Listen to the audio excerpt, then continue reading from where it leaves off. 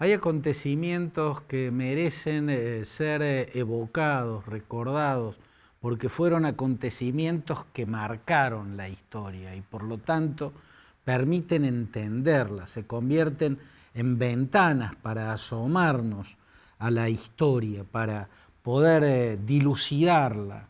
Uno de esos acontecimientos va a ser conmemorado en estos días, celebrado en estos días, y esa celebración va a tener epicentro en la ciudad de Berlín, porque este fin de semana se cumplirán exactamente 30 años de lo que se conoce como la caída del muro de Berlín.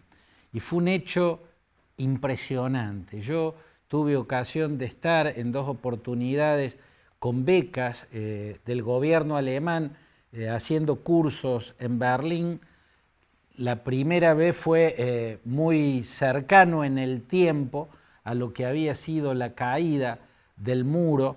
Era impresionante cómo andando en auto, sin que a uno le avisaran en qué momento pasaba a lo que había sido la Berlín del Este y en qué momento estaba de nuevo en la del Oeste, uno se daba cuenta, porque los rasgos edilicios eran tan alevosamente claros que no había forma de equivocarme. Y recuerdo haber estado otra vez con una beca del gobierno alemán 10 años más tarde, con otro curso, y ya era muy difícil darse cuenta cuando uno estaba de uno o del otro lado de lo que había sido el muro de Berlín. También era muy impresionante escuchar lo que contaban aquellos que vieron y vivieron de un lado y del otro aquel acontecimiento que este fin de semana va a ser evocado y va a poner los ojos del mundo sobre la ciudad de Berlín. La ciudad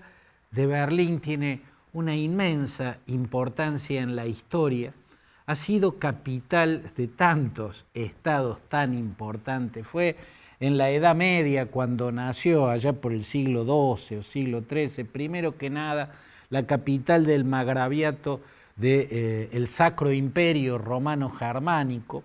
Luego sería la capital del Reino de Prusia, ¿no? Aquel reino militarmente tan eficaz, el que sobre finales del siglo XIX logró reconstruir el imperio alemán. El reino prusiano que tuvo por capital a Berlín fue el que terminó en la derrota en la Primera Guerra Mundial. Entonces, Berlín se convirtió en la capital de la llamada República de Weimar, ¿no? Por la constitución republicana y liberal y democrática que había sido redactada en la ciudad de Weimar, la capital de Turingia. También en esa república efímera, liberal y democrática, la capital fue Berlín. La República de Weimar terminó con el advenimiento del hitlerismo, entonces Berlín se convirtió en la capital del Tercer Reich. Y después de la derrota del Tercer Reich y de Hitler en la Segunda Guerra Mundial, Berlín sería la capital de Alemania Oriental. Finalmente, en la actualidad, es la capital de la Alemania reunificada. Pero para que se produjese la reunificación tuvo que ocurrir lo que ocurrió hace exactamente 30 años, la caída del muro de Berlín. Un hecho que empezó casi accidentalmente, cuando los guardias, los Grenztruppen, ¿no? Que eran los guardias fronterizos que estaban a la línea, apostados en la línea del muro en la ciudad, tuvieron que levantar las barreras en Bornholmerstrasse. Bornholmerstrasse era un puente, bueno, Strasse quiere decir calle, era el puente de la calle Bornholmer, ¿no? Que era uno de los puntos de conexión de un lado a otro de la ciudad, o de la Berlín Oriental con la Berlín Occidental. Y levantaron las barreras porque se había acumulado una gran multitud por una confusa información que hablaba de que el gobierno estaba permitiendo viajes al exterior, ¿no? Entonces, casi por una confusión fue que ahí en Bornholmerstrasse los guardias, los soldados de la Heeresgruppen, levantaron las barreras y permitieron atravesar el puente. Cuando las volvieron a bajar, en distintos puntos del muro ya había multitudes, ¿no?, que avanzaban sobre el muro, o bien para tratar de derribarlo con picos y con otros instrumentos, o bien para treparse a él y saltar del otro lado. Ya a esa altura las Heeresgruppen no daban abasto y ya no podían evitar que las multitudes intentaran derribarlo o se abocaran a saltarlo y a derribarlo. Ahí empezó a caer eso que caracterizó a la RDA, la República Democrática de Alemania. La RDA era o Alemania Oriental, era un estado comunista que no había nacido de una revolución comunista, como fue, por ejemplo, el Estado soviético.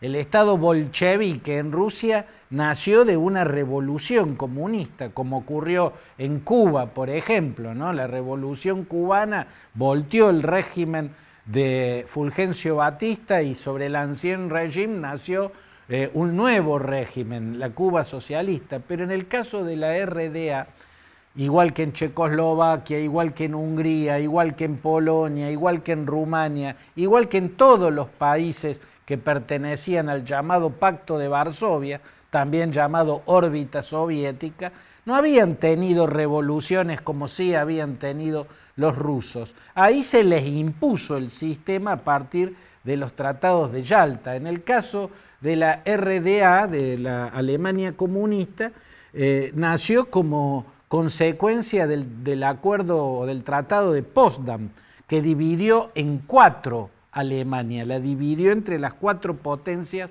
ganadoras. La parte soviética se convirtió en un estado comunista, las otras 3 partes terminaron unificándose en un estado capitalista y democrático que se llamó la República Federal Alemana. El rasgo principal de la Alemania comunista fue el peso de los servicios de inteligencia, que era el rasgo del totalitarismo, porque acá está otro hecho de inmensa significación, ¿no? Otro hecho que le da inmensa significación a lo que ocurrió hace exactamente 30 años. En la misma ciudad, en Berlín, en la misma ciudad donde había caído el totalitarismo de derecha con la derrota de Hitler y su muerte en el búnker que estaba precisamente en Berlín, en esa misma ciudad, con la caída del muro, murió o quedó sepultado el otro totalitarismo, el totalitarismo de izquierda. Y ambos totalitarismos tenían en común el peso de los servicios de inteligencia. En el caso de la RDA se llamaba la Stasi, ¿no? El aparato de inteligencia era la Stasi y tenía un célebre jefe, Markus Wolf, ¿no? Esas celebridades del mundo del espionaje, así como Edgar Hoover era el director del FBI que se había convertido en una celebridad y fue muchísimos años director del FBI, así como Edgar Hoover logró celebridad dirigiendo un aparato de inteligencia, un aparato de seguridad del Estado, en este caso norteamericano. Markus Wolf fue el conocido, el célebre director de la Stasi, y logró que la Stasi infiltrara no solo los gobiernos vecinos, en el caso de Alemania Federal, el gran golpe que le dio cuando logró poner un agente y convertirlo en el hombre de máxima confianza de Willy Brandt, que era el canciller, era el gobernante de la Alemania occidental. El máximo logro del Stasi fue infiltrar al máximo la sociedad que dominaba. A los alemanes orientales les quitó la intimidad. La intimidad estaba bajo observación del Stasi. Los agentes del Estado podían verlo todo. Y ese es un punto clave de la dominación totalitaria. El otro punto clave es el absurdo. Y la verdad que en la existencia en sí de ese muro había un inmenso absurdo, una pared dividiendo una ciudad. Era absurda en sí mismo. Una pared que había empezado a construir el entonces líder de Alemania Oriental, Walter Ulbricht se llamaba, pero había empezado a diseñarlo y fue quien llevó adelante la construcción en sí misma, quien era el titular del Comité Central del Partido Socialista Unificado Alemán, que era el Partido Comunista en la RDA, Erich Honecker, ¿no? Él supervisó la construcción de esa gigantesca pared que dividía a la ciudad y cercaba totalmente todo el perímetro de lo que era la Berlín Oriental, porque Berlín estaba totalmente dentro del territorio de la RDA. Entonces, al quedar absolutamente dividida, ese otro rasgo, que es el absurdo, quedó a la vista. Y también quedó a la vista otro de los rasgos del totalitarismo, sea de derecha o sea de izquierda. Ese otro rasgo es la hipocresía, la absoluta hipocresía. Esa grosera pared gigantesca, interminable, a la que los alemanes occidentales llamaban el Schandmauer, o muro de la vergüenza, era llamada por las autoridades de la Alemania comunista el Schutzwand, el muro de protección, la pared de la protección. Fíjense qué gigantesca diferencia hay entre la consideración que de un lado y de otro se tenía de un mismo hecho físico, un muro. El Schandmauer para el mundo libre, el muro de la vergüenza, el Schutzwand para quienes estaban atrapados ahí. El régimen les decía que era para protegerlos. ¿Para protegerlos de qué? De las intoxicaciones que podían llegar desde el capitalismo y de las conspiraciones fascistas. Así lo presentaba el régimen. ¿Y sabe qué? Yo creo que a esta altura los autoritarismos ideologizados siguen teniendo como rasgo la hipocresía.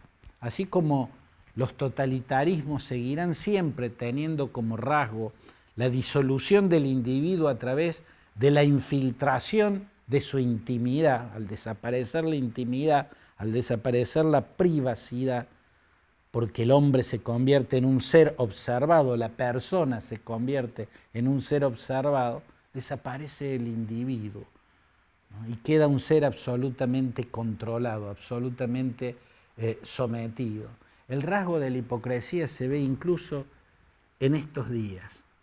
En la América Latina de estos años, donde se va instalando una guerra fría, por un lado está el Grupo de Lima, del cual seguramente ahora cuando asuma Alberto Fernández, Argentina saldrá, ¿no? E irá a otro grupo, posiblemente se convierta en eso el llamado hoy por hoy Grupo de Puebla. A mí no me preocupa salir del Grupo de Lima, me parece que incluso está bien, por lo menos no es nada preocupante salir del Grupo de Lima, porque el Grupo de Lima, acérrimamente enemigo del régimen de Nicolás Maduro, es un grupo que siempre respondió a los designios de Washington. Prácticamente era manejado a control remoto por John Bolton y por Elliott Abrams. Abrams, que es el encargado de la cuestión Venezuela en la Casa Blanca, y John Bolton, que era, hasta que lo eyectó Donald Trump, el secretario de Seguridad Nacional. Por lo tanto, yo no le tengo un gran respeto al Grupo de Lima, al cual a esta altura ya hay que darlo por fracasado también. Pero sostener, como sostienen en la otra vereda quienes alaban y defienden al régimen residual chavista, bueno, a mí me parece abominable. Que más de 4 millones de emigrados no signifiquen nada, no sean la señal más clara y contundente de lo abominable que está ocurriendo en Venezuela. Bueno, a mí me parece deplorable. Y están los que defienden lisa y llanamente y se identifican con el régimen residual chavista, lo dicen a viva voz, una identidad ideológica, pero están aquellos que no se identifican ideológicamente, no dicen nada, pero callan de manera cómplice respecto a los espantosos crímenes que a la luz del día allí se cometen, ¿no? Yo creo que la objetividad que hace que uno repudie los crímenes de Pinochet, repudie sacar el ejército a la calle como hizo Piñera, repudie todo lo que haya que repudiar, es algo que tiene que estar por encima de las hipocresías ideológicas. En fin, hace 30 años exactamente quedaba sepultada una hipocresía, pero las hipocresías en materia de política siempre salen desde abajo de los escombros y vuelven a instalarse en los rincones de la política.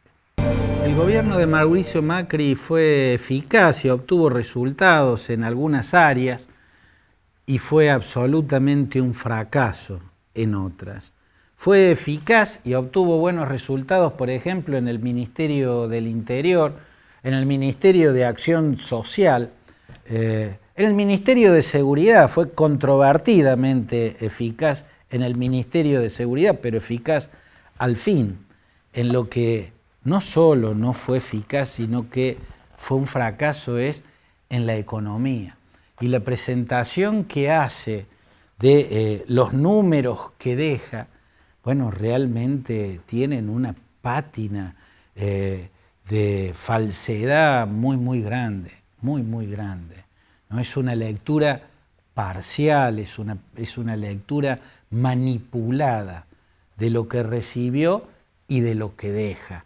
Esa es la hipocresía con la que se retira Macri, tratando de maquillar lo que en economía solo puede ser presentado como un fracaso, un rotundo fracaso. Pero también hay hipocresía en los que entran ahora al gobierno, porque la verdad es que lo que hizo Macri fue fracasar en revertir una situación económica muy mala que había heredado. El kirchnerismo, el último gobierno de Cristina Kirchner, dejó una situación económica pero muy delicada. Macri no solo no pudo revertir la crisis económica heredada, no solo no pudo revertir la caída en la que estaba la economía, el empantanamiento en el que se encontraba la economía, sino que además profundizó sus males. Y las cifras que entrega son peores. Pero la verdad es que cuando el nuevo oficialismo describe lo que fue Macri, describe lo que había heredado Macri, bueno, falsea una parte, de manera muy hipócrita, hace de cuenta que a Macri le habían dejado una economía funcionando y en ascenso, y era casi exactamente lo contrario. Hasta la próxima página.